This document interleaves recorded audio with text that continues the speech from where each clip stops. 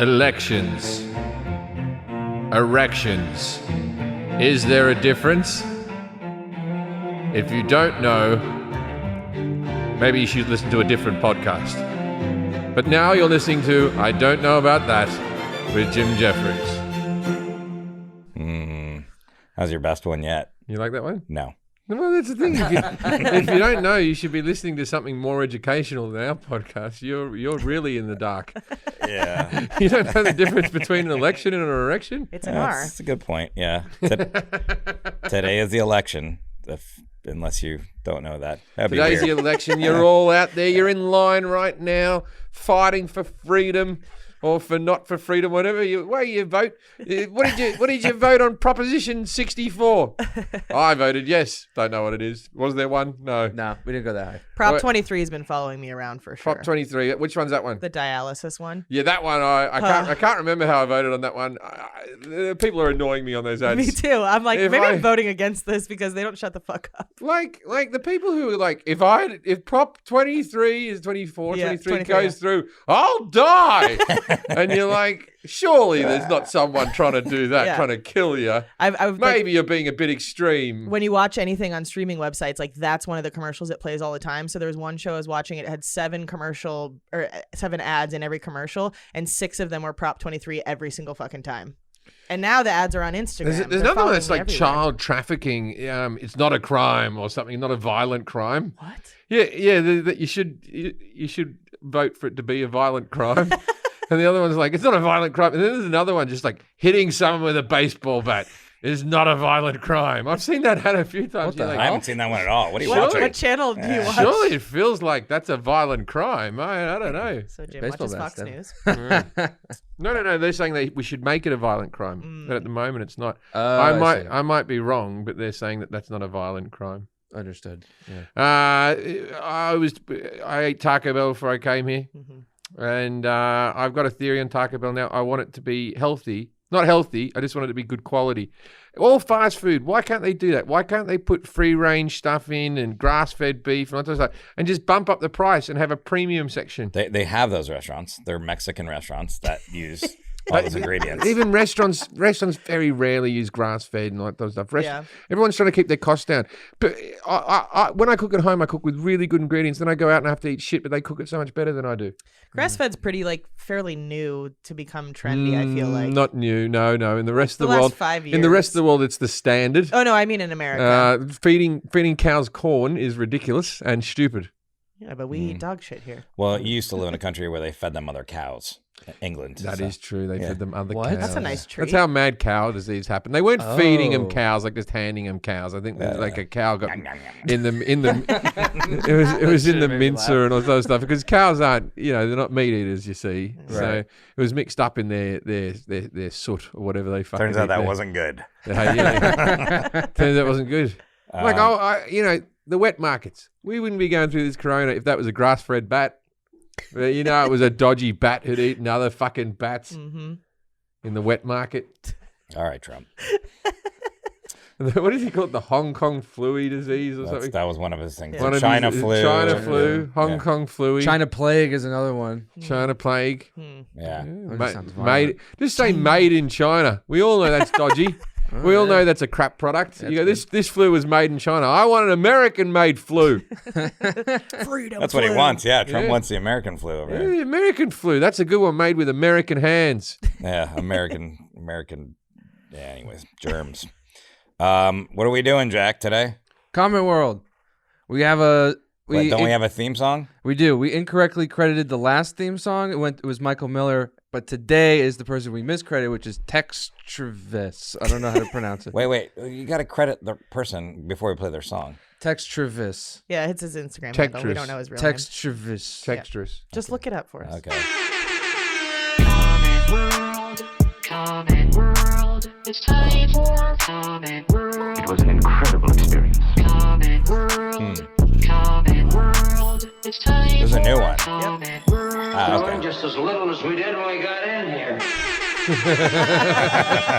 Whoever wrote, they're the people who deserve credit. Whoever got the royalty on that baby. We use that a lot. on the podcast. That's 7 years old, right? Older than that. that's, Yeah. that's When did that old, come old. in? That This really, time itself. that really took over. 40s. Not since the Yeah. 40s. Lollipop, lollipop, ooh, la, la, la, la, la. Yeah, Yeah, exactly. Mr. Sandman.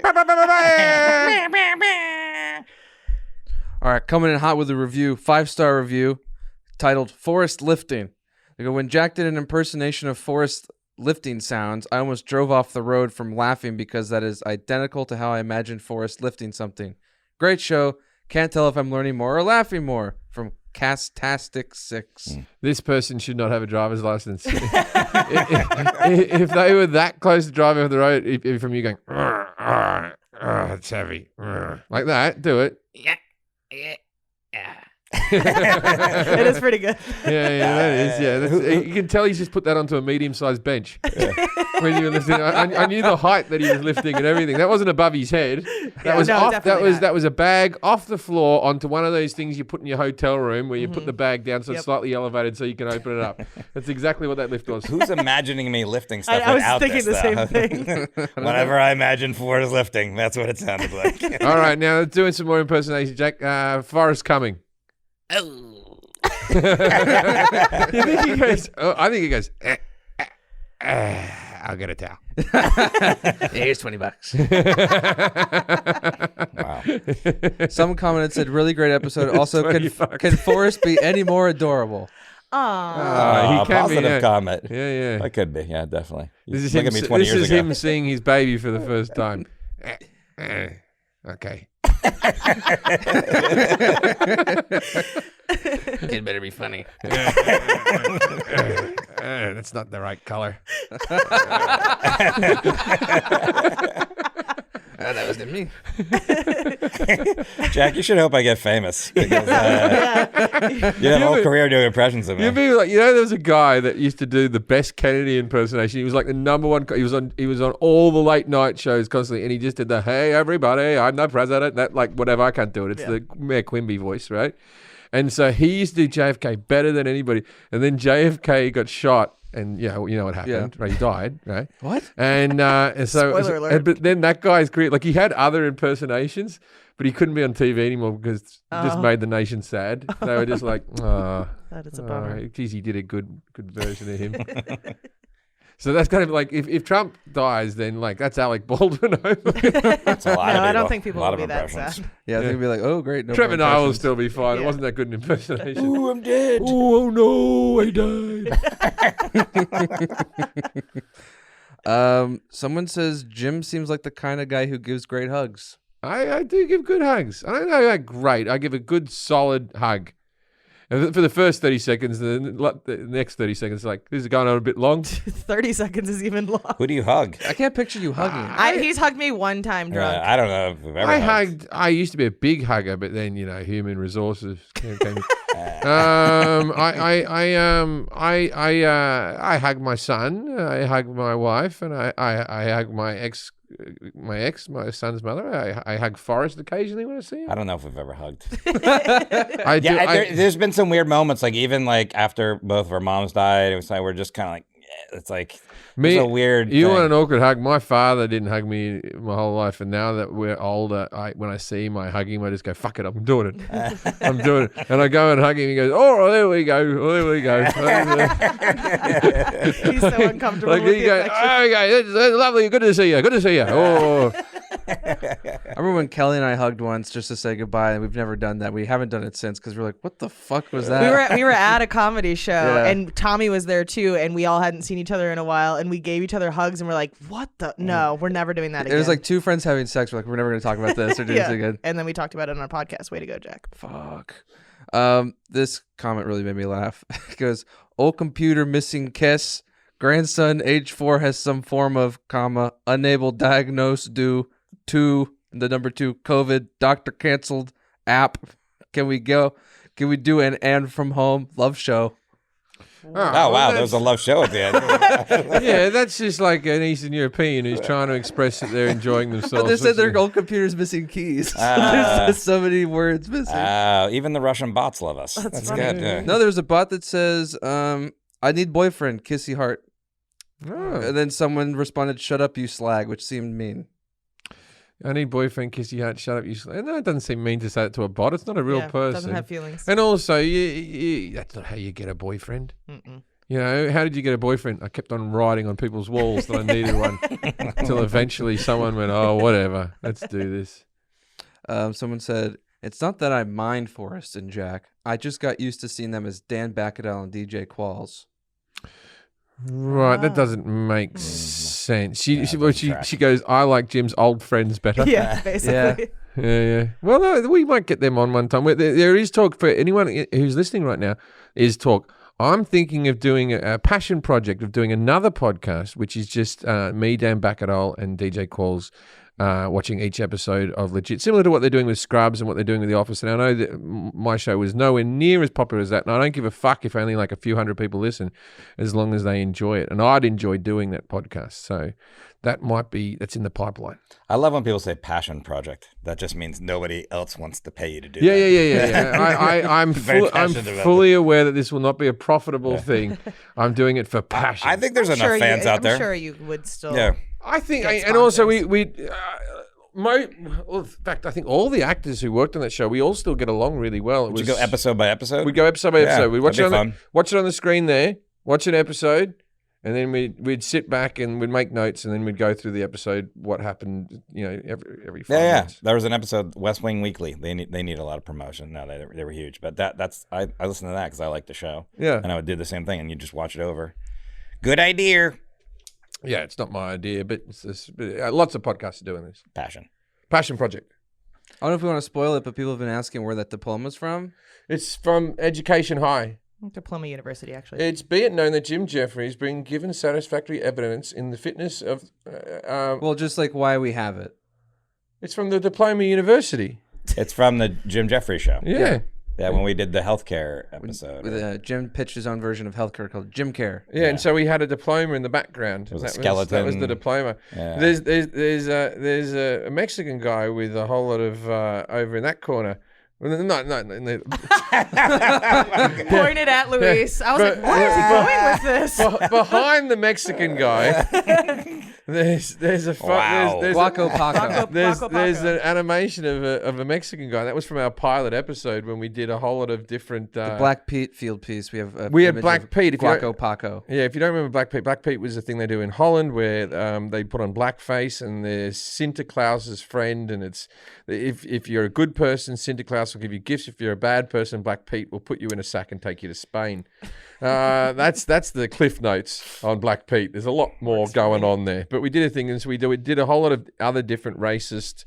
You should probably take a picture of that, Luis, and put it into the Christmas characters. And this one was it Guaco Paco? Guaco Paco. Then there was Bombay Bob, which is an Indian guy with the red dot shining his light like Rudolph. Sweatshop Pete. Sweatshop Pete. He was from Asia. Sweatshop Asian elf. And then my favorite one was, and we did this on TV, so you can't get angry at us now. You can watch the footage. My favorite one was Frank Ann. Yeah. And Frank Ann, she hid up in your attic, and then it's like once a year she would come down. Christmas time, she would pop her head down and write in her diary what she thought of you and all the things you'd done. And she was Frank Ann. And the guy from Holland went, I don't think that one will work because it is too close to Anne Frank. He was like, that's the problem. People will latch onto it too much. So I go, oh no, that one's like Anne Frank. What a bit naughty. A comment said in the autism episode that, quote, the group sexual tension is strong in this one. Really? We as a group have sexual tension? I have no idea. I don't think there's anyone in this group that would have sex with anyone in this group in any way. No. Yeah, you're right. No. Really comes down to Kelly, really. Kelly's a hard no. If Kelly's a hard no, then I wouldn't either. No, I never even thought about it. All right. Any other comments? Last comment. Tom Tell the fucking story already. God damn it, Forrest. No, we're not going to tell a story. Nah, it's been too It's long. It's been too now, long, I and think, now the expectation's too high. On it. Yeah. Maybe after the commercial break? No, not. I don't even think then. But Not we today. we do need to take a commercial break before our guest gets here. So let's do that now. If you're looking to get rid of nagging muscle and joint pain immediately whilst providing long-lasting recovery, you need to try the natural breakthrough pain relief solution, Cryo-Freeze CBD. CBD developed by Max Health. I used to have a roommate called Max, and he used to really pleasure a woman. She used to yell at Max. She loved that brand so much.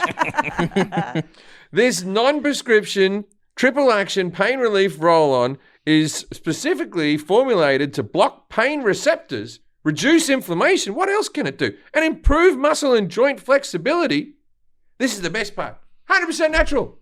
Not filled with those wacky chemicals that you get with other relief. CBD powered remedy works its magic within 10 minutes of application, and relief will last up to 8 hours. Right up to 8 hours. Not like if you go 8-10, you're fucked. You got to put it on. But 8 hours, you're good. Much longer than over-the-counter products. It's super easy to throw in your gym bag and take it on the go for emergency pain relief. It doesn't come in a big bottle like that. It's a nice little thing. I keep it in my purse. You keep it in your purse.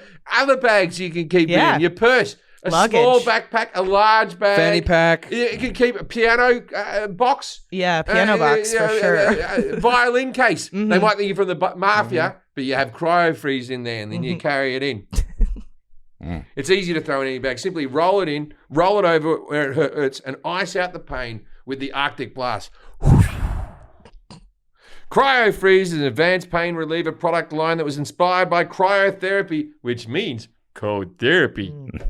The treatment exposes the body to cold temperatures in order to numb and reduce pain or inflammation. Pain or inflammation. You could have both. It doesn't just do one at a time. It does them both.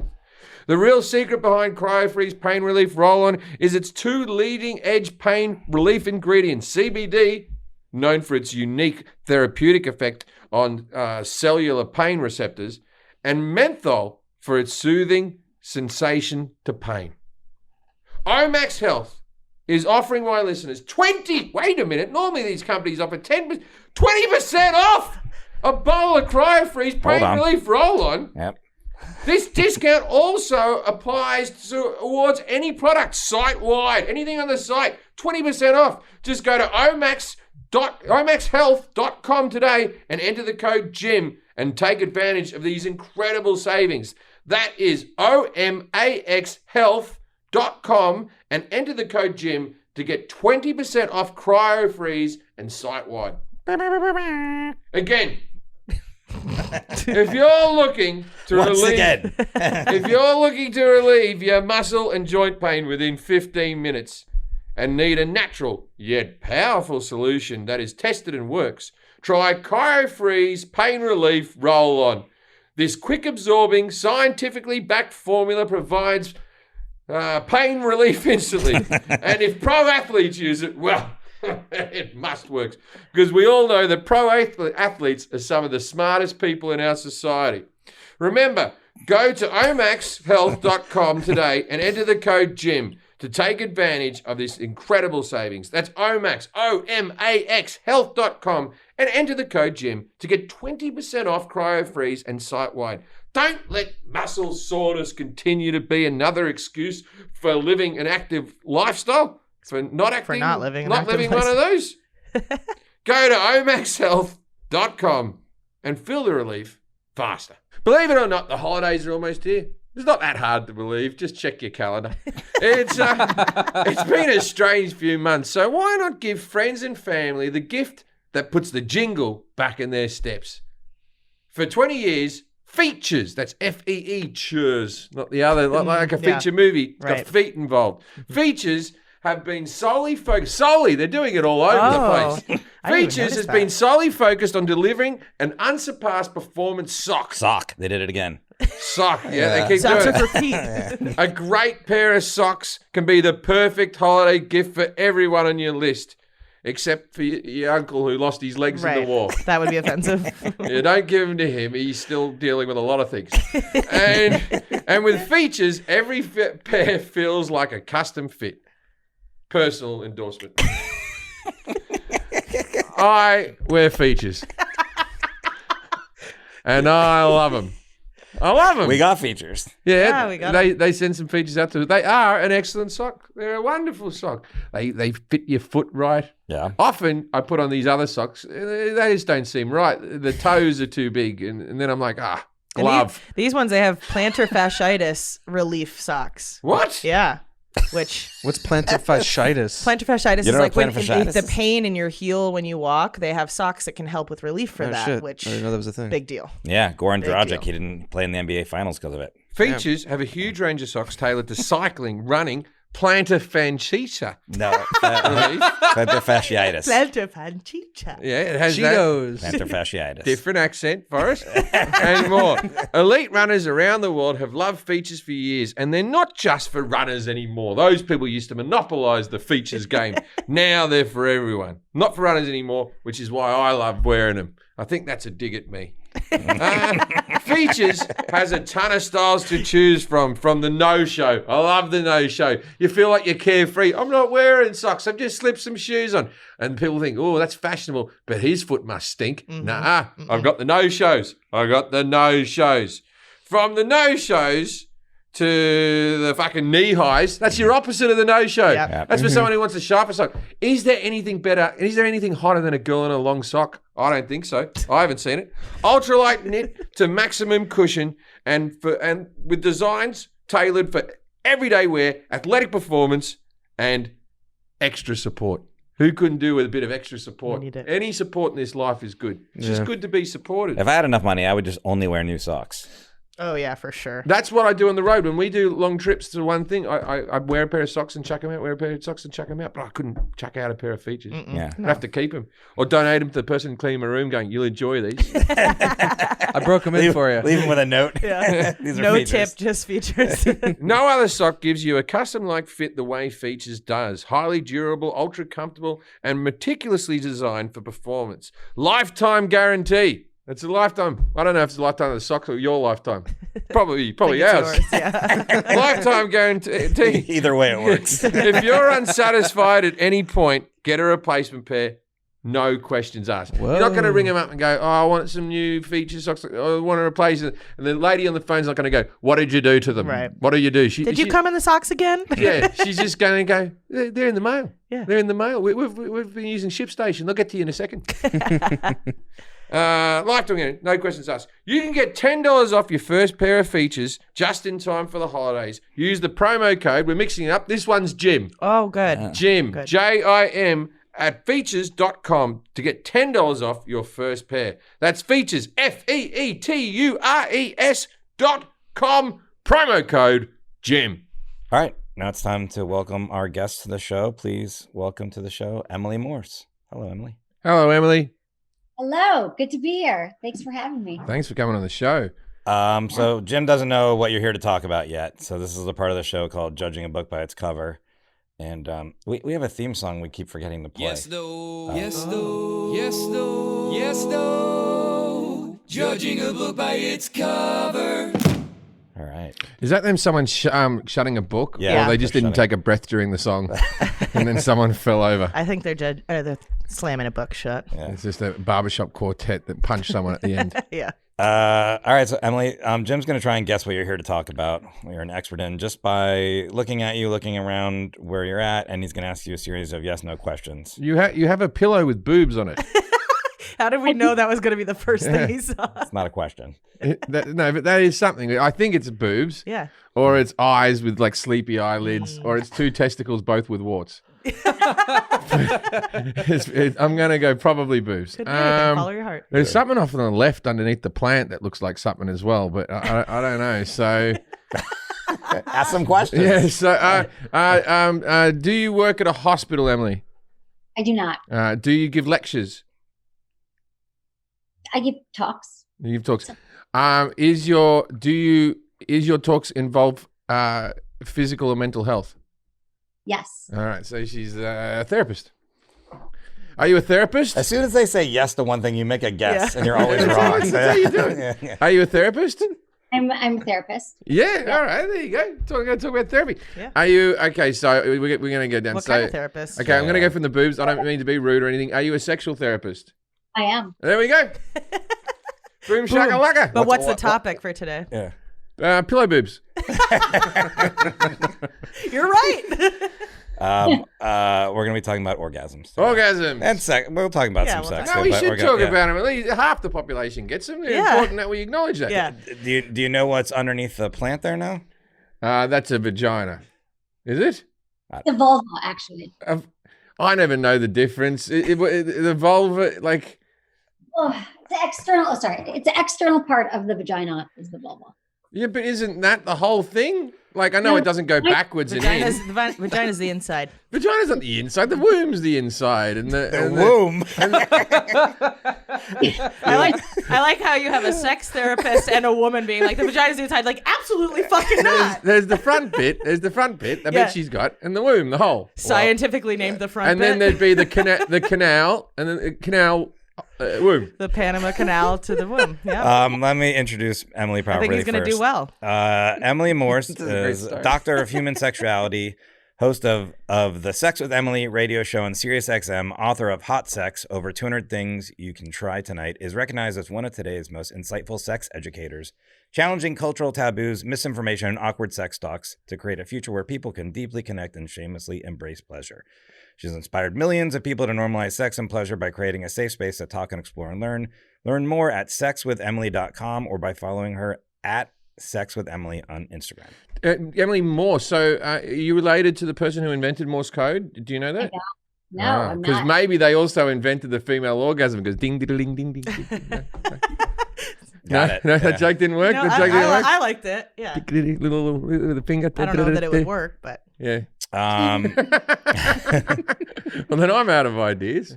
how did you come to this? Just give us a little bit more background about yourself, like to come to this How to come to this profession? profession. Yeah, thank you. I couldn't think of the word. I'm like, what? Yeah, I'm a sex therapist. I'm a sex educator. I started a podcast 15 years ago called Sex with Emily. And I started that because I was having very disappointing sex. I thought that something was wrong with me because sex wasn't resulting in orgasms or a lot of pleasure. So I realized that most women were in the same boat that I was in.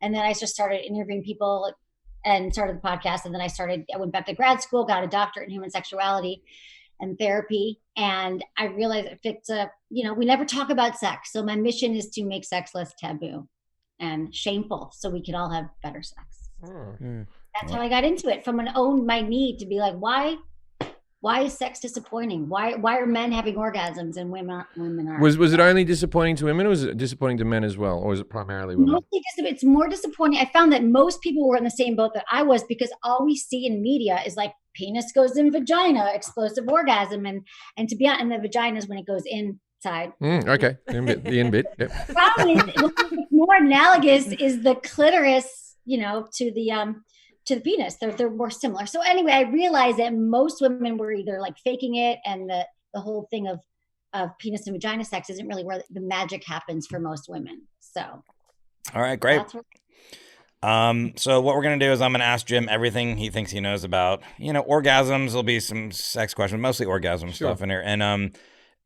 gonna prod him along with some questions too, and then after that we'll grade him, and you're gonna grade him, Emily, on accuracy 0 through 10, 10 being the best, and Kelly's gonna grade him on confidence. I'm gonna grade him on etc. Total score 0 through 10, dry spell 11 through 20, wet dream 21 through 30, multiple orgasms. I only ever had one wet dream in my life. I only ever had one. Yeah, I had one. I think it's because I masturbate a lot. And so I've never been filled up where my body's gone, time to get rid of this. You empty the tank before you I go to had sleep. one when I was like 13, and I was like, what's the problem with that? Wish I had one of them every day. Yeah. Fantastic. Without all the effort. Okay. All right, let's get started here. What is an orgasm, Jim? An orgasm is... Geez, I don't know. An orgasm is... You're going to do terrible on this. That was the easy Well, question. for a man, it's when they ejaculate, and for a woman, it's when they want it to be over. Okay. I want to be over. Okay. What are the 4 stages of sexual response? First would be texting. No, first. What do you mean? What do you mean by sexual response? You can just pass. Okay, no. So there would be arousal. There you go. Would be your first one. Arousal. Is titillation included, or is that under the umbrella of arousal? I'm putting titillation. Titillation, erections, and wetness. Wetness and erections. There's my 4. Okay. I think you're doing good as usual. Yeah, crushing. What does your brain release upon orgasm? It would be serotonin. That's what it always releases when we enjoy something. Okay. Yes, rush of serotonin. And that's why people mistake good sex for love, because they're like, in that moment, they go, "Ooh, that was good. Oh, we should do this all day." It doesn't matter that you keyed my car. Oh, I'm in love. Yeah, that's why good sex will make you fall in love. Yeah. Is post-nut clarity a real thing?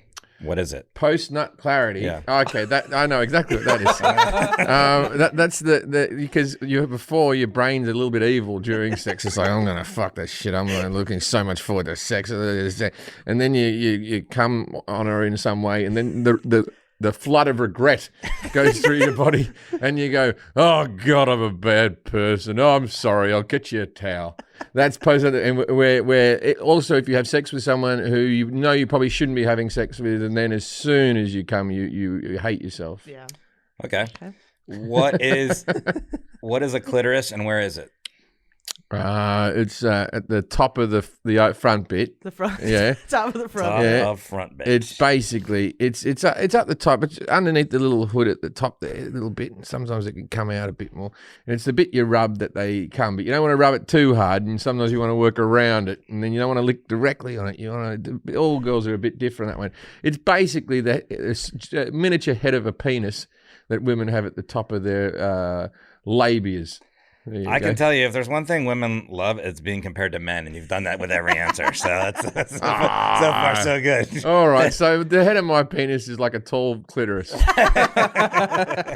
going to compare them both ways. No, okay. What makes a female orgasm different than a male orgasm? They don't exist. Oh, no, they Just exist. kidding. They don't happen as often, I'll tell you that much. But I don't know, because I don't know. Like physically, because they don't produce semen. Men produce semen, so it doesn't help with the birthing process. A male orgasm helps with childbirth, and a female orgasm is a bit of fun. where they sometimes some of them squirt a bit of water out. I'm going to sound very dumb in this one. How do you think you're doing so far? Not good. Yeah, okay. Well, it's like I know how to have sex. There's been women in my life who I could make come, and then other ones that I just gave up. I was like, I can't do it with you. You have to mentally make a shift there, because I'm doing all me moves, and if these moves aren't working, those relationships never work out. But I know how to. Sometimes you fit together with a person like 2 bits of Lego, and then another time it's like a bit of Duplo and a bit of Lego, and that's not going to work out for anyone. A bit of what? Duplo. Duplo. It's the big, massive Lego. It's for little kids. It's the infant's Lego. Okay, so a lot of Lego analogies. Very specific. All right, what percentage of women say they've never orgasmed with a partner, and what percentage of men? Women, I'm going to say it's quite high. I'm going to say it's 35%. Have never? I've never. And what about men?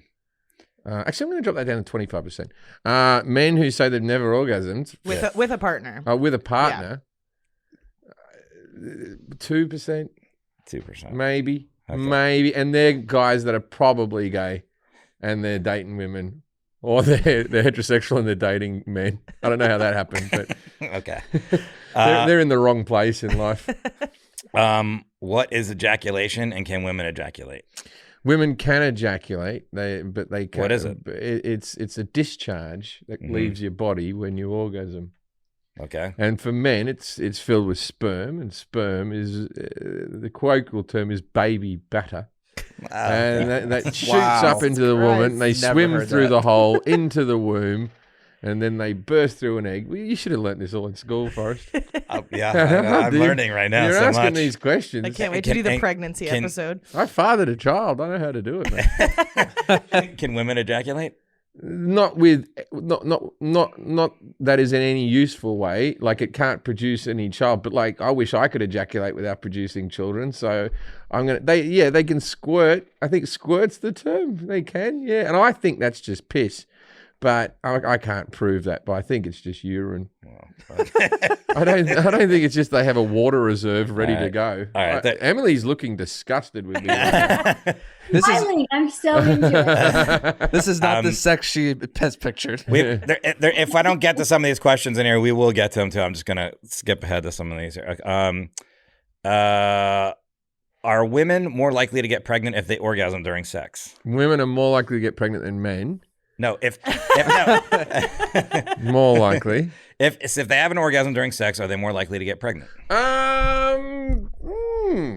That's an interesting one.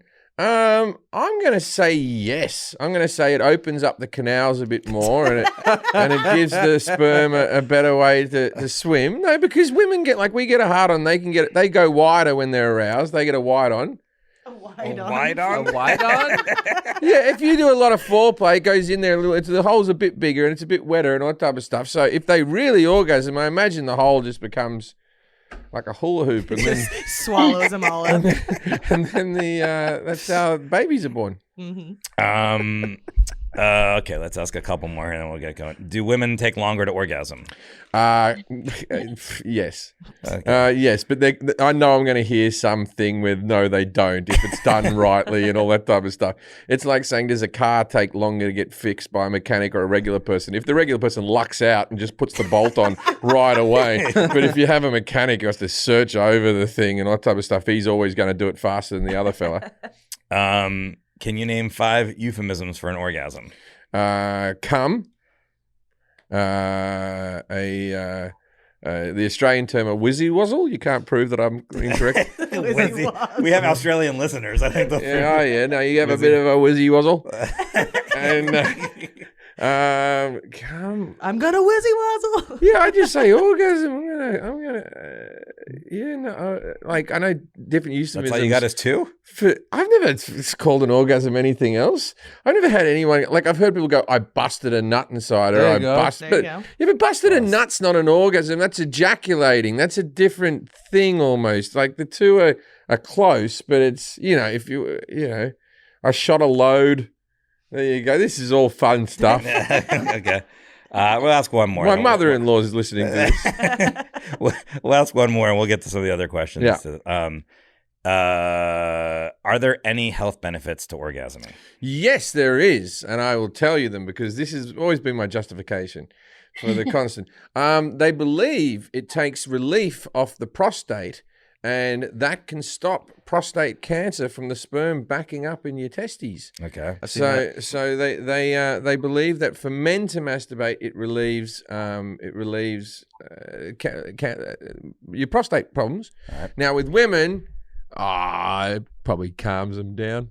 You know what I mean? That's good when they're because there was a therapist. There was a sex therapist back. And I'm talking over 100 years ago who invented the vibrator, and he used to use it on women because when they were getting like menopause or whatever, and they were getting hysterical.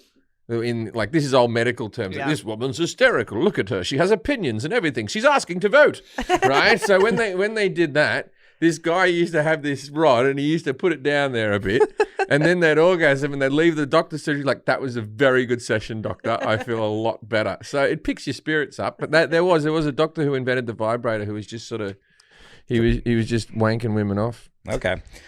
We have some other stuff we'll get to too, but this is all good stuff though. I'm getting good at the answers now. I've really improved as we went along. Okay. Wow, the confidence number has already changed. I'll ask you one more then. What is edging? Edging, that's where you put your dick in just a little bit. There you go. And then you whizzle wazzle. And then when they're about to come, you go, no, not just yet. You hold them off. You keep them right on the edge. Okay. All right. I think we're done with the questions for now. Emily, thanks for waiting there patiently. So I always tell all of our guests. On a scale of 0 to 10, how did Jim do in his knowledge of orgasms? I have to say that you did a lot better than you thought. Yeah, I thought so. I would say, I would say it was like a 6 or 7. All right. Oh, that's a C. That's a C. Final answer. Yeah. Yes. Yeah, pass the course. It wasn't like 100% accurate, but like I feel like you were able to sort of, Yeah. You can tell he's had sex before, basically. Yeah, I can navigate my way around the hole. the penis. All right. Male orgasm is very familiar to you. Yeah. Yeah, no, I've seen him on film. All right, Kelly, confidence. Confidence went from like a 4 to a 7. So I'm gonna give him a 6 as well. A 6 in confidence. Yeah, I'm not giving him the All right, etc. I'm just going to give you a 1 so that you stay in the wet dream category because I want you to have your second wet dream. I'd love really that. I'd sweet love to have for us. another wet dream. It'd be a wonderful you got thing. your second one. I right wake now. up with an erection. I wake up very close to a wet dream, but I never quite get there. And it's like you can't go back to sleep to make it happen. You're like, you try to think of the same exact thing. You're like, okay, that's where we were. No, it doesn't work. All right. Okay, let's go back through these, Emily. I asked Jim, what is an orgasm? He said, ejaculate, and it's when a man comes and a woman wants it to be over. Well, to be honest, there is some accuracy to that part. Fuck, that's where he got his points. That's about the time that for women a lot of women experience pain, which is why they fake orgasm or they're over it. They're like, thank God he came, just get over it. Right. So, but it's a feeling of intense pleasure that arrives during any sexual activity. And it may or may not be, followed with ejaculation. It may or may not happen with ejaculation. Right. For men and for women. And so, and it could be a mental orgasm. You can think yourself to an orgasm, you can physically have an orgasm. There's a lot of different ways. It's basically just intense pleasure during physical activity is the technical definition. Can you orgasm without sex being involved? Can you have be a runner and just be like, and then just... You could have an orgasm at the gym. There's like gymgasms. You can have an orgasm. That's what I call them. Gym. That's what I call them, the gymgasms. You can have an orgasm with this gym or any gyms. We're all good. We're all good blokes. There's Jimmy a fucking Kimmel. T-shirt idea right there. Yeah, there you go. So you can have one at the gym. Can you have one like I imagine there's horse riding? Obviously, that would be a big one. Walking. Yeah. Who has an orgasm walking? I've definitely heard of it. I saw a video once of a woman giving birth who had one. Is that common? Yes, that is common. You can have an orgasm. Yeah, you can have you can think yourself to orgasm. Wait, there's women kids. who can just sit and think about an orgasm and have one. Because our brain is the most powerful sex organ.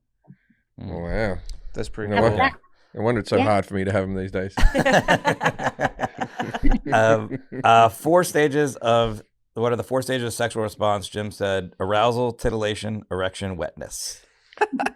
Thank you. We can throw texting in there just in case it is the answer. There's some, but we're talking it's desire. So we're having that desire. For most men, I don't know how much you guys want me to get into this.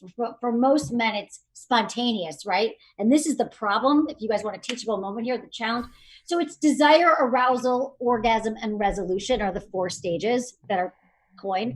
But the thing about desire, so the first thing is you have to be in the mood for sex. Mm-hmm. And for most men, it's spontaneous, right? Like you see your wife, for example, and you're like, oh, we know that you're turned on, right? Men get an erection. But for women, we're more responsive. So we respond to you telling your partner she's hot or telling her, or kissing, making out, foreplay. So the problem is that men are frying pans. And women are like slow cookers. So you could see me and be like, oh, my partner could say, I'm so turned on and ready to go. I'm like, I can see that. I said, but I didn't even see you walk in. I'm sitting here working. I'm not thinking about it. So you got to warm women up is my point. So that's not a good system though, is it? Because we're going at different speeds, right? So gay guys have got it made in the shade, right? Mm-hmm. Like one of them goes, I'm fucking horny. And he goes, I wasn't. Oh, a penis. I'm into it as well, right? And off they go, right? And that's a better system. And with men and women, If you're like having to take time and we're spontaneously doing it, we're not on the same level. And then lesbians, how do they ever have sex?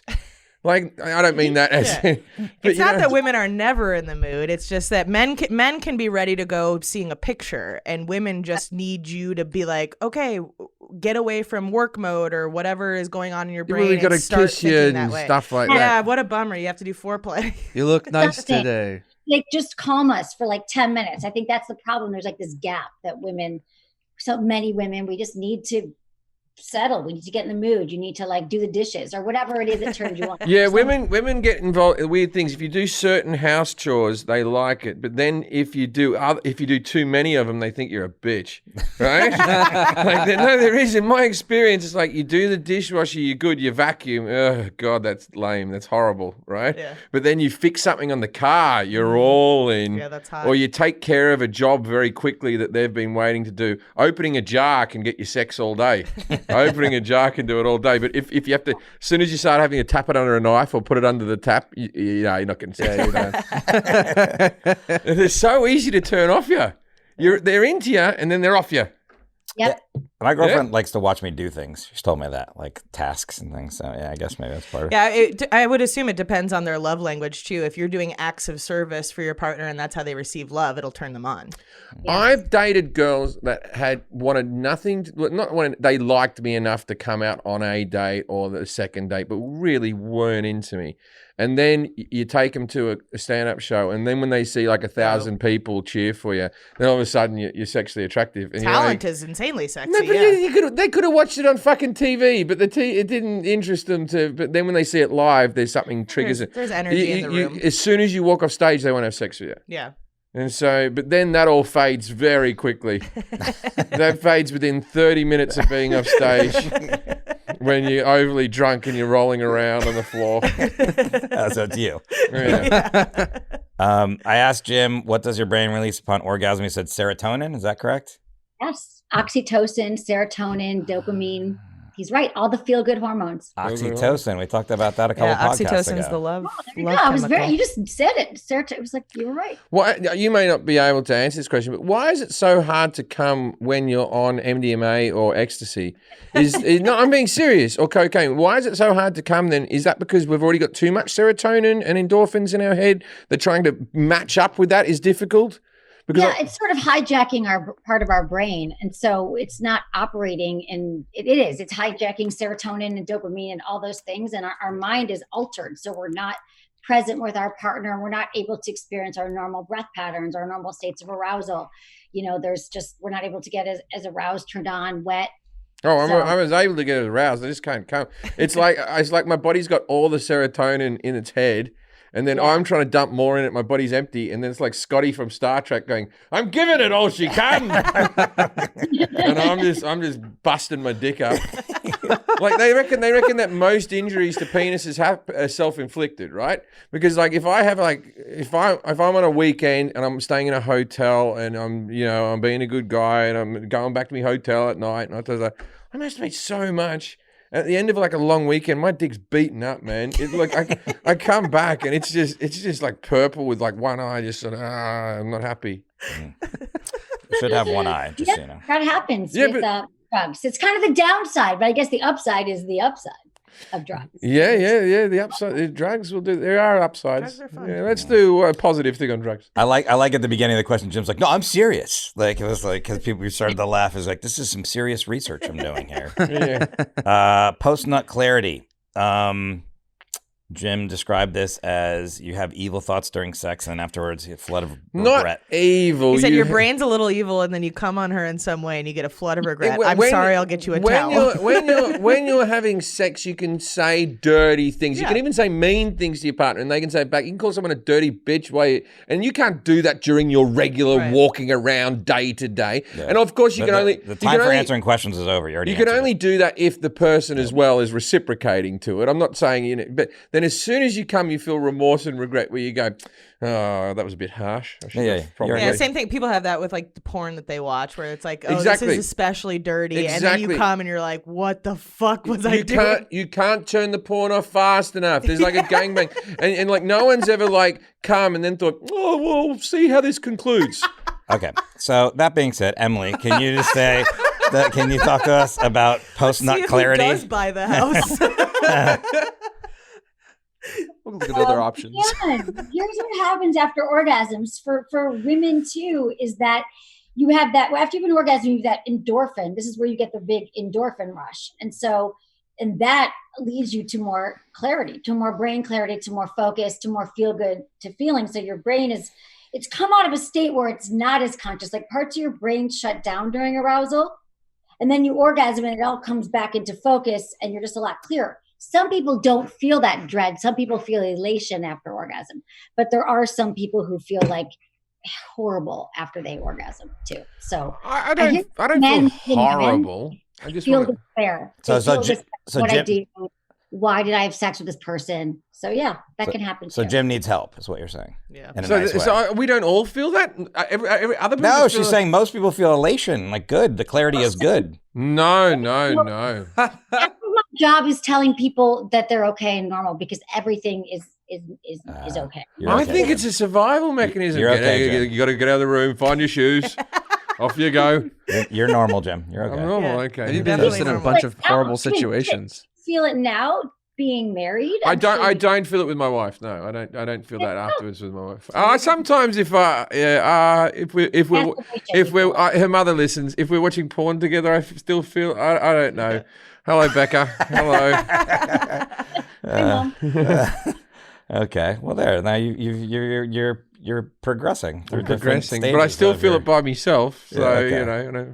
But a lot of the shame people feel about porn I think it's just because there's shame and taboo around it. But if you guys are watching it together, I would say that could be something hot. Yeah. We watch it together, but you still want to turn it off. You don't want to leave it on all bloody day in the background. It's not a cliffhanger, like Yeah. porn. Like, I can't wait to watch Yeah, this. for the rest of the bloody day, it's on in the background, and you're trying to get things done, helping out with the homework. Oh, don't worry, we just didn't turn the telly off. I forgot to ask this question, so I'll ask it now, and then you can say whether he's right or not. And what's a G spot, and what does G stand for? All right, okay. G is there's a spot if you go up into the vagina. She's laying on her back. You go into the vagina and you reach up, and some women seem to have it more profoundly than others. It's a little tiny sort of lump that seems to be filled with liquid or something like that. And What is it? if you rub it a bit, that can make the woman squirt. But not all women. There's some women who go bananas for the G spot, and then others that are like, "What are you doing?" You go, "I'm doing me upper innie scratchy motion." The come hither. Yeah, the come hither one like that. Come hither. Yeah, I'm doing that one, and then like when it doesn't work on some women, they just look at you like you're a moron when you do it. Then other women are like, he knows the move. What does a G stand for? Gee, that was good. All right, Emily, how do you do there? Accurate. He did well. The G spot is actually called the G area because women, first off, it's not in the same place for every woman. So it's more like a gray area. It is, look what I have here. It is inside, about 2 inches inside. You're right. For many women, it helps to already be aroused to hit it's an area that becomes swollen and more engorged after a woman's already turned on. It helps to have a clitoral orgasm first. And yes, when there is more pressure applied, women can squirt. However, not every woman's going to be able to orgasm that way. Hence, going back to the problem that women often feel that something's wrong with them, that having a clitoral orgasm is inferior to an internal orgasm. And just some women don't have the nerve endings there. Some women, we can get to this on the next question, how the clitoris I believe that the clitoris and the G spot are all connected because there's internal clitoral nerves. So that's the next question, is about the clitoris. Okay, But the one thing I want to say is that the other reason I'm on a mission to rebrand sex all around, but the G stands for Grafenberg, a doctor who found the G spot and named it the G spot after himself, a man who doesn't even have. Yeah, it's still better than an Asperger's guy. We talked about that on the autism episode. It's like doctors should stop naming things after themselves. Yeah. Oh yeah. My old doctor back in Australia, Dr. Lumpy Cunt. He invented a thing. Well, Bill's got a spit take. But there was one thing that you said that, well, there was many things you said were interesting, but one thing that I actually remember is it's better to have a clitoral orgasm before the G-spot orgasm, because I never knew that one. I was going straight for the G-spot or straight for the clitoris, and sometimes I lucked out and got it the right combo. Should we just Yeah. Next question was, what is a clitoris? Where is it? We can talk about the clitoris. Go for it. If you guys are listening to this episode, you should turn this off and go watch on YouTube because we're getting a demonstration right now. You're getting a demonstration, not on my clitoris, but on the vulva puppet. Put it away to all the people listening at home. What are you doing? This is a family podcast. Okay, this is very exciting because most people don't know this is like a thrill for me. So, Jim, you were right that the clitoris is under this is the clitoral hood, right? Yeah. And for some women who get turned on, the clitoral hood can retract, and then and you were right, don't go right for the clitoris. You want to sort of tease it and go around it. Now, this is the labia. This is the external labia here, right? The labia majora, and then the labia minora, right? So the clitoris is here, right? So it helps to have a clitoral orgasm because what happens is you have an orgasm, then all of these areas they swell. And I'm going to show you something else here. This is actually a 3D clitoris. Okay. Oh, wow. So so the clitoris has internal clitoral nerves. The clitoris has 8,000 nerve endings, and they extend deep behind the labia internally. So I believe the G-spot is an extension of internal clitoral nerves. And when you become aroused, all of it, just the blood is rushing and it just becomes more engorged, which isn't a very sexy word, but that's what happens. And so since it's engorged, you're easier to find the G-spot. But for many women, if you just go in there and you start poking around like you're digging for change, like that's going to hurt. And they're not, Sometimes you find it. Sometimes you find it. Makes it all worthwhile. You get a reward, you get a gumball. But this is actually what it looks like. And most people don't know that the clitoris has legs, and the legs, that's the legs. Right. So they're inside. Okay. So, and there's 8,000 nerve endings in the clitoris and 4,000 in a circumcised penis. So it's not just the P bit; it's the little legs that go down behind. So, all right. So, okay, yes, I know. Okay, I'm confident on that. Now, Can't wait for my wife to get home. Most people don't know this stuff, so you're not. I actually knew most of it, but I didn't know that you meant to come from the clitoris first. If I know the first to the second now, I'm making moves here, people. Okay, but let me say one thing. For some women who are very orgasmic, women who can have a lot of orgasms, which is only 20% during intercourse. So only 20% of women have orgasms with a penis. Of those women, sometimes for many of those women, it's too sensitive to touch their clitoris because the clitoris is closer to the vaginal opening. Women whose clitoris is an inch or more closer to the vaginal opening have more sensitivity. Does that make sense? So, because that's what I'm saying, all the nerves are related. So for some women, they're like, don't touch my clitoris, just get it in. And for many women, they want what I'm saying is get the clitoris on board, and then everyone else will be ready to party. I feel like there's a wider, I don't know, actually. There's some women who can just orgasm just by you talking to them, they're very easy to make orgasm, and they can orgasm multiple times, and then some of them you can't make orgasm at all. For men, I feel like I was a premature ejaculator right up until I was like 21, and then I had a sweet maybe 2 years, and now I have to really focus. Yeah. I have to, you know what I mean? So it's like there was never a uniform thing for me. Is that sort of how men go, or is that...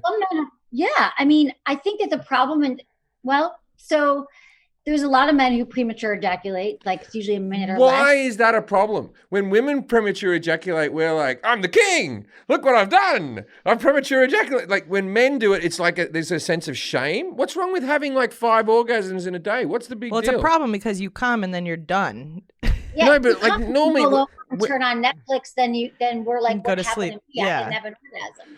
Yeah, but then they can fuck you again, and the second a refractory period. So if guys were really good at if they came first and then they're like, all right, I'll focus on you now, we're gonna pleasure you, then I don't think women would complain much about that. That's when I was the best at it. Well, then maybe you're the king of sex. No, because I was like, I better really pick up my shame here and put some effort in. If she comes first, which is a great book by Dr. Ian Kerner, then you don't have to worry about it. Then you come all you want. But as long as she's pleased sometimes, or the other way, it's all either way, make sure she comes, I guess. So that's, or afterwards. But some men are like, I'm done. Sometimes you have sex with someone you've had a lot of sex with, and the two of you just call it quits halfway through.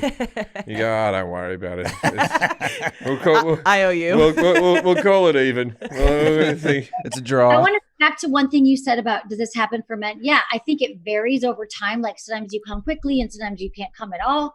And so you said, why does it happen? I think that sometimes we're not in the moment during sex and we're in our heads, or we're stressed, or we're anxious, and we're worried something's going to happen, and then it happens, or we don't feel it's connected to our partner. And so that's the practice of being present and communicating with your partner before sex what you actually are into and what you like. And most people don't ever ask their partner. So when you're saying that you're with women and they typically don't want it, or they're done, or whatever, what I found is that, you know, we're all responsible for our own orgasm, and the majority of women are not comfortable asking for what they want, or they don't know what they want. Yeah, I used to do a joke about that, saying that I'm the one who makes me come. Yeah, it's my thoughts and little things. I think until recently though, there's been a surge recently of women being empowered and asking for what they want during sex, but like that's fucking new. Like if men were throughout the process going like, what do you like? What do you want me to do? I think women would speak up, but it feels like judgy and weird to be That's like, enough, do Kelly. this different thing. Well, he just cut me off right before I came. What? Just on a personal note. I know this is off topic a little bit. How much wanking is too much wanking? I googled this recently, and I think I'm doing it too much. Well, what makes you okay? So great. So tell me what part of you. Why do you think it's too much? Can you give me an example of what makes you feel like it's too much? Yeah, I read online that you should do it like 3 times a week. I do it like twice a day.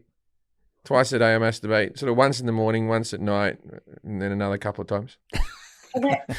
Are there consequences? Have you experienced any consequences? For example, it's harder for you to actually have sex with your wife, or you're not as aroused.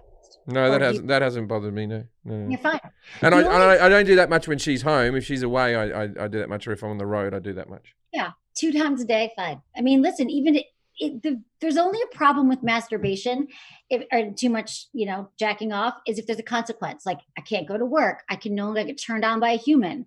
I have to keep escalating the porn I'm watching to a level where it's so intense. And because I'm no longer turned on by the threesome, it's a gangbang and there's violence or whatever.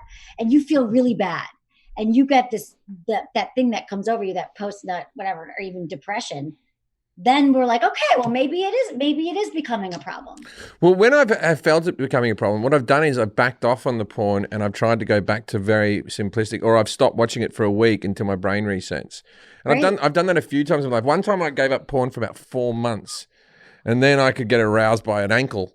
I was like, oh, it's a bit like that, right? And then so I can reset it, but then I have badder patches with the porn, which I'm not proud of. Yeah. Well, it's okay. We all have our things, right?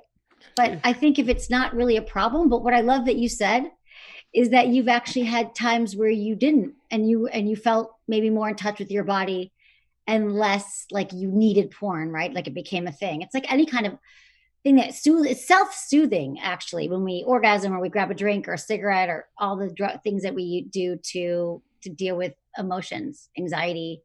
So that's why a lot of people do it. But if you actually know now that 4 days of abstaining or whatever, play with that. Just like everything else, like play with that, like going back to the OG, let me think about something and actually get turned on by it. Or I'm gonna have a week off this week. I thought you were gonna say I'm gonna have a wank right now. Everyone stay tuned to come in and hear me go, shut up, Jack, you know what you're talking about. You mentioned that the G-spot was named after a doctor that was a man, and that I could see why that'd be problematic for women to have it. What would be your option, or what are alternatives that people are thinking? You said there's a movement to change that, or is it? I mean, I have a movement. I'm starting a movement, but no, I think that there was actually, I think Cosmo magazine did something on it recently too. Like, is the G-spot real? And I think it's more about this whole thing about internal clitoris. I think it should just be called the clitoris. What I would love is like education around what the clitoris is, and that you have to understand how the parts work, right? Like, let me understand my own body. I used to think that men knew everything about my body and I didn't even have to learn. But once I started exploring, that's why masturbation is a huge factor in understanding our bodies. Then you'll realize that, like, oh, it's all orgasm. It's all the same thing. But most of us don't even take time to experiment and realize, like, oh, because like I'm going to going to keep bringing this back. I'm going to keep touching myself. I'm going to use toys and fingers and different lubes and just try to what feels good to me. So I just want to call it an orgasm. We don't have a camera on Jack in here. Jack is, but he is getting into. He's nodding his head yes and no for this entire podcast so far. Just a little background. He's only had sex twice, Jack, or once? No, three times, two women. He's inexperienced with it, but he's like, when you're like, I used to think men knew everything about my body. He's like, no. He's shaking his head no, and then he's like, yes, and it's really getting learned. I took a picture of him earlier. You were doing the demo on the vulva, and why are you filming me? His mouth was agape. So I will DM that to you on Instagram. I did so you catch can myself. See it. DM me. I That's will. amazing. Yeah. Oh no. I was back in my mind. I was like, I bet you're filming me right now. I was laughing so hard. Okay, back to the questions. What makes a female orgasm different than a male orgasm? Jim said that where is it? Oh, I don't even know where that part is. Which one? Different. He said they don't happen as often. They don't produce semen. Doesn't help with childbirth, and women's orgasms are for a bit of fun. Yeah, it's pretty accurate. That. Well, they're not that different, to be honest. They have the same 4 stages of arousal, and you still get, they involve blood flow to the genitals, they involve sexual pleasure, and they can involve climax or orgasm at the end. And the difference is that women's orgasms tend to, and women can also ejaculate. Not every time. Men are more likely to ejaculate. So they're actually very similar. One of the main differences is that women's orgasms last longer. So like a female orgasm is like between like 13 and 51 seconds. And I had to look at the 10 to 30 seconds for a man. 10 to mine feels like it's about 4 seconds. The other difference is that women's refractory period, the time it takes to get aroused again and have another orgasm, is a lot quicker than men's. Men's refractory period can take a lot longer. That's the other reason why some men ejaculate but can't get it up again. Mm-hmm. It could take them, some men as they get older, it take them 24 hours. It could take them 5 hours. For women, a lot of women can have multiple orgasms, but again, going back to masturbation and self-exploring, women don't think they can. But once you start to kind of realize that it actually is possible for most women, it's pretty awesome. You can have multiple orgasms. Yeah, no, I've met women who can have several of the things, and I get 2 in the first hour, and that's if I haven't masturbated for a few days, I get 2 in the first hour, and then 1 every 6 hours after that. The orgasm half-life. That's what I got. You sort of touched on the percentages before, but the percentage of women that say they've never orgasmed with a partner and men, did you? Oh God, yeah. The percentage of women who've never, only 20% do. I had to look. Okay, so what was it? Oh, Jim said 25% of women. Yeah, 75% of women never reach orgasm from intercourse alone. I always say it's like 80, so 75% never do. No, you said 25%. You said 25%. You were way off. You have the reverse. What, 75% of women never have orgasm? Yeah, not with partner. Right, intercourse. Really? 20, yeah. What did he say? What did you say, Jim? I said 25%. Not with intercourse. So I've dated women that they don't have orgasm during intercourse, but they do have it when you go down on them. So does that count? Does that count the 75? Yeah. Well, the question was with a partner. No. Okay, you're right. I'm talking about penetration. Only 20% do. But if you use your hands, your mouth, toys, fingers, we would be more likely to orgasm with a partner. Right, okay. So that seems. And the percentage of men, Jim says 2%, but do you know anything? Yeah, I think that men ejaculate with a partner. I think the majority do. I didn't think that. I think you're right there. 90% probably do. Yeah. Refractory phrase. We just discussed that. What is ejaculation, and can women ejaculate? Rishi just said yes, they can. They squirt. Is the squirt piss or is it water? Jim said it's discharge, and then he said, yeah, women can do it, but it's like squirting, and he thinks it's piss. Because I've 100% drank that shit, man. But I've never drank in fucking piss officially. Am I drinking piss? Traces of urine. It's traces of urine, but they've done studies. It's from the Skene's glands. It exits through the urethra, which is where the urine does expel from. That's where our cum comes from, though. Same thing. Yeah, but it's not. Here's the thing. They've done all these studies because everyone wants to know, is it pee? What's happening? But they have done a lot of these MRI studies too, where women actually, they empty their bladders, they don't have to go to the bathroom, and then they have an orgasm or they have sex, and then it fills up with liquid again. So it's not urine. It is a female ejaculation. That's why the clitoris and the penis are so similar. But what the thing is that I also say, like, who cares? People are like, oh, it's Pete. Put a towel down, like, call it a day. But for women, it can be really hot, and I think for partners too. Oh, I love a girl that can squirt, but I don't like too much of a squirt.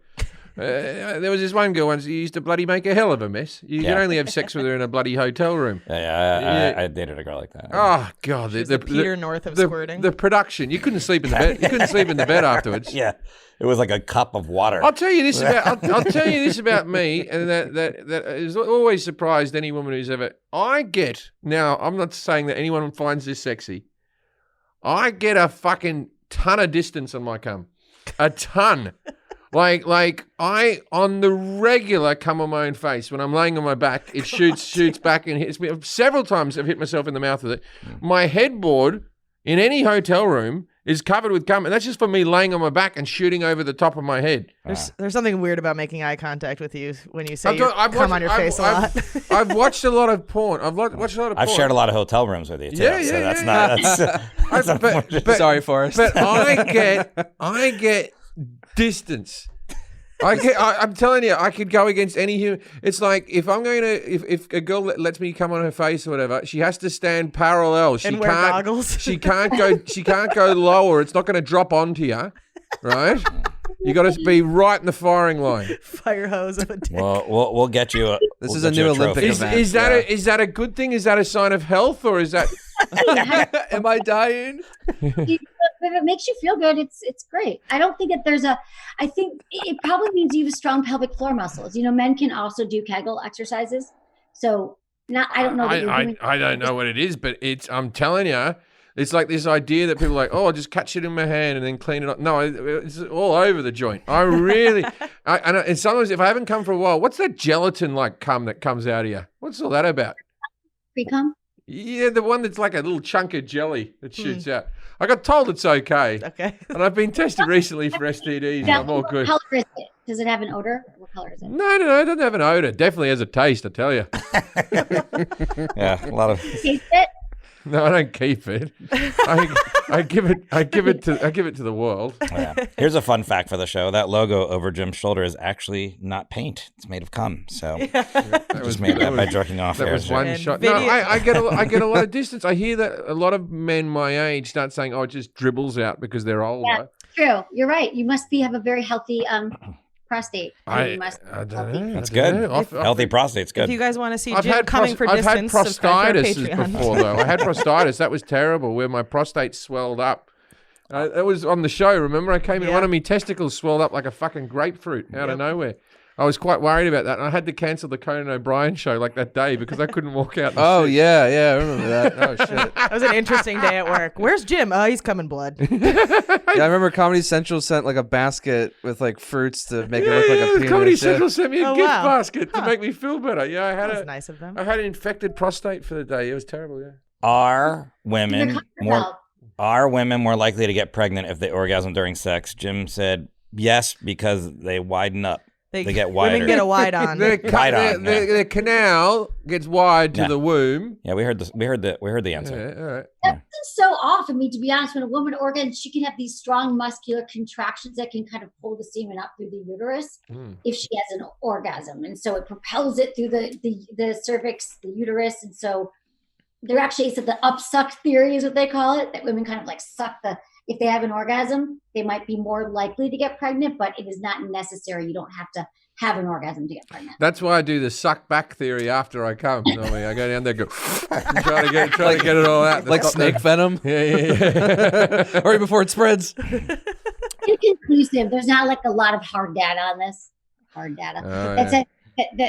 That says it's actually you need. So I don't want people to get all caught up on like having an orgasm. Although if your partner does ejaculate inside of you and you're trying to get pregnant, you could just like use a toy, make sure it's like, do the upsuck. But again, these are all nominal. It would be amazing if women couldn't get pregnant if they didn't orgasm. Yeah. But no one would be pregnant. Right. We would not have an overpopulation problem at all.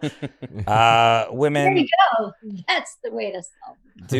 Do women take longer to orgasm? Jim said yes, begrudgingly. Not begrudgingly. Well, you said, there's going to be some answer. You were a little bit flippant. With they're going to say something like, no, they can do it just as quick, but that's not the research I've done. And also the question I forgot to ask, does wetness help or hinder orgasm? So maybe answer if you can answer both those. Oh yeah. There is an orgasm gap. Men orgasm between 6 and 10 minutes, and women between 20 and 40 minutes to have an orgasm. Oh boy. So, foreplay is important. And then also, what was the other question you just said? Does wetness help or hinder orgasms? Helps. So the wetter the better. But your wetness level, here's a big thing. Your wetness level though is not an indicator of arousal. So a woman could be very wet and not turned on. She could be really turned on and not wet. And that is why another one of my missions is a lube on every nightstand. Use a lube every time, because Kinsey Institute showed that if you applied lubricant to every sex act, whether you're using your fingers, your hands, your mouth, women are 80% more likely to orgasm. Wow. Because I don't, a lot of men use lube to masturbate. I don't. I dry hand it.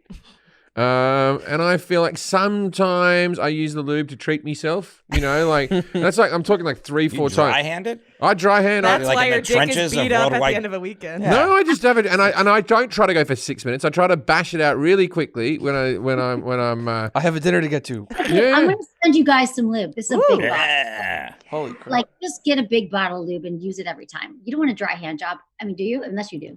No. I just, that's how I've always. Do you use lube every time? I use something, but it's like yeah, because you're not. It just feels your like grandfather jerked off. feels like Yeah. such a production. Yeah, I mean, I go dry too. Yeah, Yeah, It's just too go much dry. work. Just bang, bang, bang, bang, bang. I thought you Done. masturbated with your tears. And also, it I lets don't say that on air, Kelly. it lets my dick appreciate vagina. It goes, all right, we just got the hand right now. We'll make the best of a bad situation. Oh, you don't want to make your hand too enticing because No, I don't want. I don't want Gotcha. I don't want my hand to do too good a job because then no one else will be involved. I'll just retire in a fucking village. Can we help Jim with some euphemisms for orgasm? He said, "Come, whizzle, wazzle." Yeah, those were good. I mean, those were actually. I'm trying to think of what else. You like whizzle, wazzle? Climax is another word. Whizzle Wazzle's one now. What else is there? He got busted nut. Bust a nut. Climax. Yeah, there you go. Getting off. Getting off, yeah. No wrong answers. How about euphemisms for? What'd you say for orgasm? Or how about for masturbation? Those are really funny. Oh yeah, give us some of those. Flicking the Jim. bean, Punch a clown. That's easy. Flicking the bean. choking the chicken. Having a wank. Jerking off. Pounding the pud. Oh, God. Yeah. Wait, she's going. Pink canoe, finger painting, and getting lost in the deep end. Huh. Fanning the fur. What is that one? Checking Fanning the fur. undercarriage, fanning the fur, visiting the bat cave, diddling Miss Daisy. Ah, yes, like driving Miss Daisy. Yeah, I like that one. That one's good. I think I saw an old movie where they said I have to go see a man about a horse. Yes. What? Isn't there flogging something? There's a flogging in there somewhere. Yeah, having a flog, having a wank, having a jerk and a thing. Funny. Some alone time. Yeah. Okay, here. Jim's Jim's penis should be named the purple-headed yogurt slinger now. The one that I used to say when I was in high school, I don't need your Janice, you fucking bitch. That was my nickname for wanking because she broke up with me and I was pretty angry about the whole thing. Oh, I thought your dick was named Janice. No. Okay. Have you ever named your dick? No. Stopping the peach. I don't know. Paddling the pink canoe. Did I say that? That's the old joke. Why do men name their penises? Because they don't want a stranger making decisions for them. Wait, you name your penis? That's what I'd call my penis a little Elvis because he's got hair growing on the side like sideburns. I got some lower shaft hairs I have to deal with on the regular with a manscape. Well, Emily Use just took a code sip Jim of at water. manscaped.com. Do women name their vaginas? No. Well, I don't. But they don't. I don't think they do. Women don't even look at their vaginas or like their vaginas. It's another mission. Like, take a look. Get to know. Women can pick their vagina out of a lineup. But could men pick their penis out of a lineup? I don't know. Out of a lineup, I don't know. I could probably. I could pick it out. definitely pick my vagina out of a lineup. Good. See, a lot of women don't look. They don't want to look at it, so they definitely don't name it. They're like, it's not here. It's a lot harder to look I at. specifically look at my vagina in the mirror. I don't look at anything else. That's it. Do you get a hand mirror and go down? No, I just use the floor length. Oh, I don't. and just you lie walk in over it like a person on a trench? Yeah. Just to say hey every morning. Well, you got two on that. Oh, I like a good-looking vagina. Yeah. Do you want a nickname for your vagina? Sure. Cum bucket? Cum dumpsters. You want something a bit more girly and feminine. Sure, yeah, I think she does. Let's call it Louise. I like cum bucket better. Are there any health benefits to orgasming? Jim said yes. Prostate relief and calms women down. Some of that is true. It does help with it helps with anxiety. It can help lower the risk of prostate cancer in men. It helps with our mood. It can help with PMS. It can improve our skin. It has natural painkillers in it.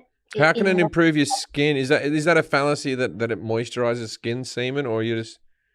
Some people say it does. I don't know. Sometimes I come at my stomach and then in the morning I wake up with burn marks.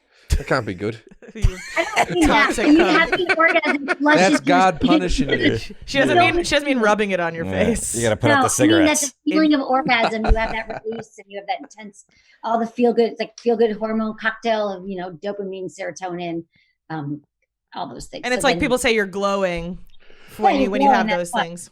Yeah. So they can help you help boost your immunity, your immune system when you have an orgasm. So there's a lot of health benefits. I mean, I think that sometimes people, especially women, I would have to remind them, remember to masturbate. It's good. It helps your mood. Like men, I'm like, I don't have to remind men. I'm like, dude, you're at Walgreens. Like, put it away. They're masturbating all the time. But women, it's like they forget. I'm like, remember, it feels good. Try it. So then that's why I think if you're having depression, like have an orgasm every day. It does. That moment you get that release. It's like I'm taking a Prozac, but it's orgasm. All right, just a couple more questions that we didn't get to. We talk. What percentage of people use sex toys? That number is growing. I would say they say about 6. I think the study I just had said about 65% of women have used toys. I think it was women and men have used it. 65 to 70% now. 15 years ago it was 50%, but now it's about 70%, and a lot of people use them together too. So. Of the women who've used it, it was like 60%, and of those, like 70% have used it with them. And do you think the uptick in that is because of online shopping? No, I'm serious, because before that, people didn't want to go into stores and buy these things. And I think it's online shopping. I think that toys have become a lot better. They're a lot, they're made of body safe materials. They're rechargeable, waterproof. But everything's online. You don't have to walk into a store and feel awful about yourself. Although there are some stores. There's a shop in Britain that I never understood why it didn't take off around the world, because it's massive in the UK. And it's called Ann Summers. Yes. And Ann Summers is on every high street, just next to the normal store. And it's a sex toy and lingerie store just for women. You can be a man and go in there and buy a gift or something, but it's for women, the female staff, female owned. And so the idea is that women had no shame walking in there. And it was always packed. I think they're still going strong to this day. Why hasn't that business model taken over America? Because is it just the Christians or whatever? Because the secret to their success was just putting it next to all high-end shops. Right. So it'd be next to a news agency, next to a thing, next to a clothing store, and it would just be ants. And they market themselves just to women. I think more puritanical. I think that there are more laws about it. There's more restrictions. I mean, I grew up in San Francisco. I was there a long time. It's like Good Vibrations. There was like 5 of them around the city. That was a big deal. We have Babeland in Los Angeles. New York, there's a few Babelands, but it's not like Ann Summers, which I think it should be. And I think that women too, we don't celebrate it enough. I mean, the first time we ever saw a vibrator on television was with Sex and the City like 20 years ago. The rabbit episode where Charlotte couldn't leave her house because she got the rabbit vibrator. That was like mind blowing to people. Like that was what, the late 90s, early 2000s? Well, that was in the early 2000s, because I was living in Britain when that happened. And Ann Summers, that was the number one Christmas gift that year was the rabbit. yeah, I believe and it. they had them flying up the shelf. They just had walls of these rabbits ever since that episode. And every woman owned a rabbit. They would all talk about them quite openly. And I remember I was at that stage in my, mid-20s or whatever. And I remember just being gobsmacked by the whole thing, thinking, oh, this is really happening now. Women they're going for it. Exactly. And I think that women are also realizing that the stigma's, dying away, that there's some kind of inferior orgasm, that every orgasm is supposed to happen with a penis. I mean, the truth is, like, your penis doesn't vibrate. Like, your body parts don't vibrate. I don't know about that. If I've been drinking a lot the night before and I got the DTs, anything can happen. So it's not like someone fucks Michael J. Fox and they have the best orgasm of their life. Like, it doesn't have to vibrate. He's not vibrating. But I'm telling you, and it feels good for him. He's not vibrating. Oh my god! I think if Michael J. Fox is listening, he'd enjoy that joke. A good Parkinson's gag. Moving on. I mentioned this yesterday when we talked about sex witches. About that article that I had read about women being able to cast spells through orgasms or sex. Do you know anything about that, Jim? I know a lot of witches. I pronounce it differently, but I know. That's a thing. I guess I read an article about it, and it's got to be true. Or it's on the internet. Yeah, definitely. So. Sex witches. Yeah, it's about like harnessing sexual energy at the time of orgasm and like manifesting what you want, or thinking about something that you want to happen. It's just the power of your mind. But when you're having an orgasm, you are in an elevated state, which maybe you're closer to spirit or God or whatever you believe in. And this is what the sex witches believe, is that you are harnessing and cultivating all of your sexual energy at that moment. And if you have powerful thoughts, or you're all orgasming together with a bunch of women, you'd have more power, more ability to make whatever it is you want happen. So it's here's something. No one's ever come making love, have they? That's not a thing. Like, no, I'm being serious here. It's not making love, Jim. You start making love. Making love is like you go and you look in each other's eyes and go, like, everyone ends fucking. You always end up fucking. You never, some people may not start fucking, but everyone ends fucking. Like, you really, the pounding is the whatever it is. But making love, no one's ever orgasm with compliments and their hair being stroked, have they? That's a bit creepy. That's like my love language. Yeah. That's the majority of women actually. Okay, I don't want to say that, but many women are more likely to orgasm if you compliment them, tell them they're beautiful, slowly touch their face and kiss them. Women have romantic, passionate fetishes. They crave that. So actually, yes, and that jackhammer pounding is not how most women are going to orgasm. Oh, I don't know about that. Well, there's a theory that pornography has ruined men's brains because we watch too much of it, and that's what we think sex is like. And now women's brains have been ruined by romantic movies, romantic comedies, the movies like The Notebook and stuff like that, because they believe that is what romance is meant to be like, and that has given an inflated sense of that. Is there any truth to that, or can you speak to that? I mean, is there truth to it? We can cover the porn thing first. I think that the problem with porn, and I'm a fan of porn for titillation, for you, like with your partner, figuring out what turns you on, and everything in moderation is cool. The problem with porn is that it's the proliferation of porn, is that it's available now and kids are seeing it like 8 years old, 10 years. Oh, that's terrible. Yeah. We're assuming that that's what sex actually is. Like, it's a blueprint. Like, here is how sex happens. It's like learning to drive, but like watching Fast and the Furious and being like, okay, I know, sex doesn't happen that way.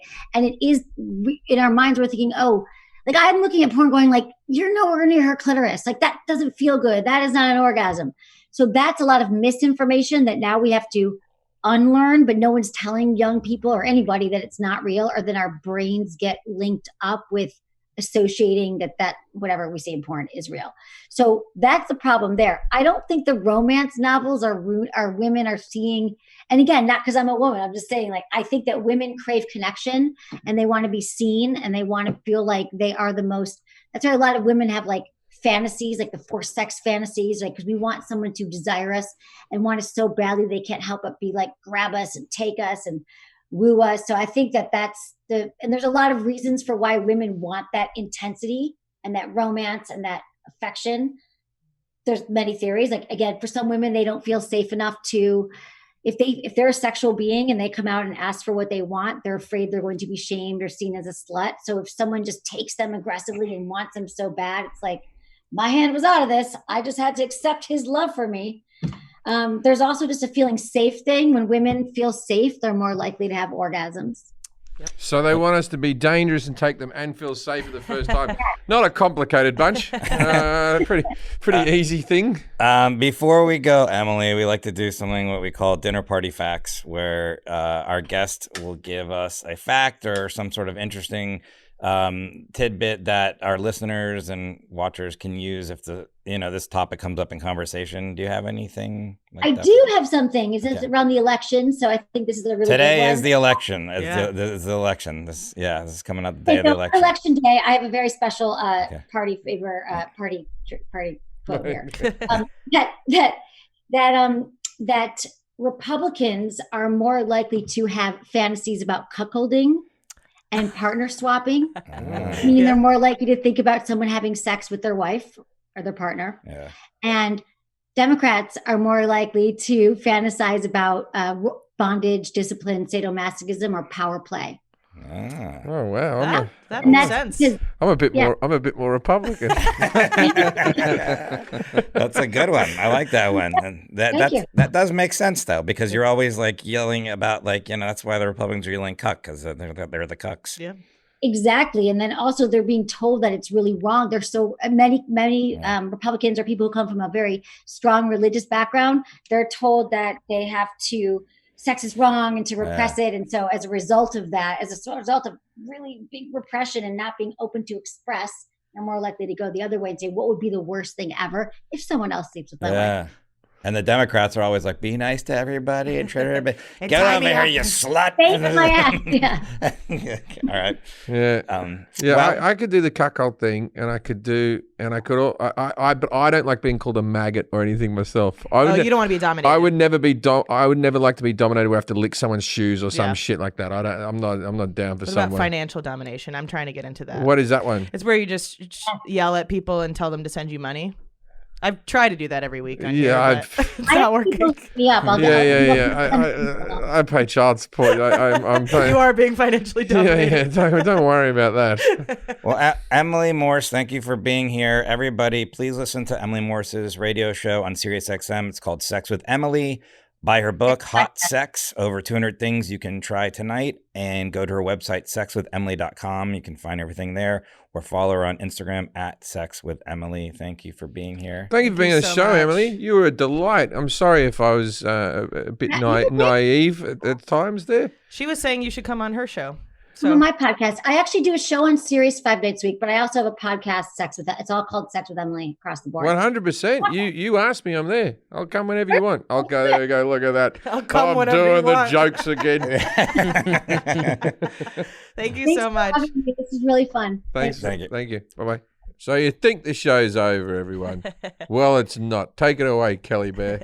So you guys may know that Jack and I have a podcast with Tommy Caprio called The Unsolicited, and we used to do this segment in the beginning episodes of our podcast where Jack reads erotica because it's very uncomfortable to hear him do that. Yep. So we figured with this topic, why not throw it in here? Jack reads erotica. Take it away, Luis, with the theme music by my friend Dustin Robinson.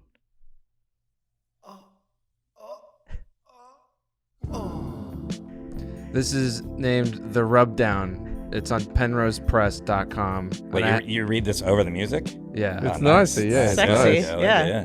I had to cut it down because it was a very long piece of erotica. Okay, read the erotica, Jack. It's called The Rubdown. Finally, I saw a marquee sign standing tall over the sidewalk covered in names. There was a small strip mall inset from the street, and this huge sign was there to let passerbys know what shopping opportunities lay hidden off the main road. Sure enough, my hidden gem of Rub You Long Time was there. About 2/3 down the list was right next to Faux Real and, oddly enough, Pizza Hut. Now cut to the massage. There's a lot of deal making. What kind of erotica is this? I got a boner. This is just a guy getting a rub and tug. Yeah. Her hand inched higher and higher, and all at once I started to worry that maybe my cock had already leaked some pre-cum, and she was about to get a handful of cold goo. But just as quickly as the thought entered my head, it was gone as I felt a finger just barely graze the head of my cock. Ooh. Why do you keep His stuttering on hesitation cock? to say cock is What so are you saying? good. Just reached his head of my cock. Ooh, hello, big boy. I heard her giggle. I lifted my hips again to give her a better angle to touch me. You're not going to do that in the Asian voice, Jack? No. She didn't bite. After a quick slide of her fingers down my shaft, she got back to massaging the rest of my leg. You stutter on everything, every euphemism for dick. You're like, down my shaft. Moments after that, her hand was gone entirely. Uh-oh, I thought. I took it too far, was overeager, and now I'm not going to get my happy ending. To make matters worse, I felt the towel descend back onto my rear. Is it okay? She asked. Onto No, your rear. Isn't he facing with his back I'm not sure. I'm not sure the geography. Okay. Is okay? She asked as she lightly ran a That finger was up better. my That shaft. voice was closer. You got rid of it in the sentence. No, there is no it. You went, is okay. It says is okay. It's written. I'm not making things up. Yes, I said, this time unable to contain my eagerness. Coco lingered. I guess her name's Coco. Coco lingered on the head of my penis with one finger, swirling it around for a few moments. That's a long name. Her smile was pure mischief. She turned and went back to the pump bottle of oil, and just as she was about to pump, she turned and walked up to me, leaning her face right in my ear. Close eyes, she whispered. Oh, yeah, now you're doing the voice. Yeah. Might as well be. I slid my hand up her milky frame and grabbed her left breast. Her mouth was warm and wet. Her tongue swirled and danced wildly around my rock-hard member. Wait a As- minute, she's gone from just, now she's just sucking it? Yeah, I cut some parts out. This thing was too long. As her soft lips pouted up and down, her lips slid firmly back and forth across my shaft. I started Across my shaft. my shaft. Created Isn't it funny that he does it on male things, but he didn't do it on breast? No, yeah. So it touches my breast, and then my shaft. creating a single sealed. Hold on, I gotta do this. Her lips slid firmly back and forth across my shaft, creating a single sealed point of spherical pressure that felt more intense than any pussy I had ever fucked. There we go. Do you try to do it like more No. sensual when No. you read this? Oh, okay. No. She held my hand by the wrist and placed it back against her abdomen, Oh, slowly, yeah. slowly No, moving no, it no, down her now glistening stomach. Oh, she wants me to finger her, I thought. Well, I guess that's cool. I thought that was the most real that you got there. That's exactly how I imagine you saying it. That's how. It's like, oh, I guess that's what I have to do now. Fingering was never really something I was into. Vaginas, for the most part, were just a hole for me to stick my dick into. This is erotic. I moved. I'm so fucking wet right now. I moved my hand down her belly button and felt something tap against the back of my hand.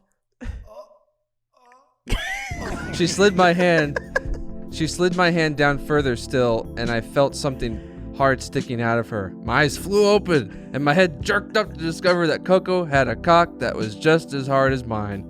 The last time I had touched a cock other than my own, I was about 12 years old.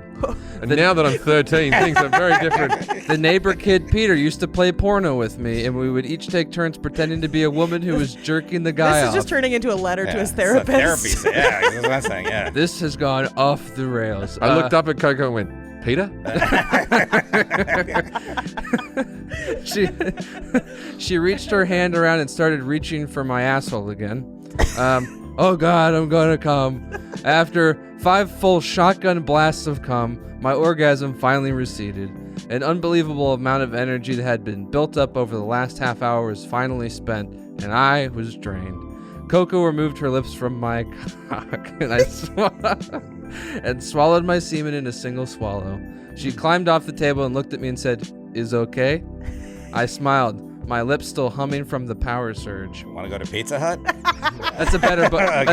That's a better button. Okay. This is all I could say was yes. That's it for And the then I rub down. blew Coco. I had to return the favor. Wow, Jack. That's the one you chose, huh? Yeah. That was a good one. On our podcast, I would always choose them and try to pick like ridiculous ones. I'm surprised you picked that one. Yeah. Yeah, How do you feel, Jack? horrible. Why? Why do you feel horrible for? Incredibly. I'm sweating a lot.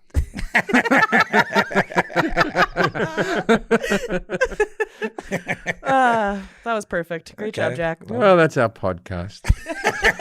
If you're ever getting a massage and you feel another cock in the room, do the right thing. Give unto others as you would give to yourself, and then say, I don't know about that. Good night, Australia.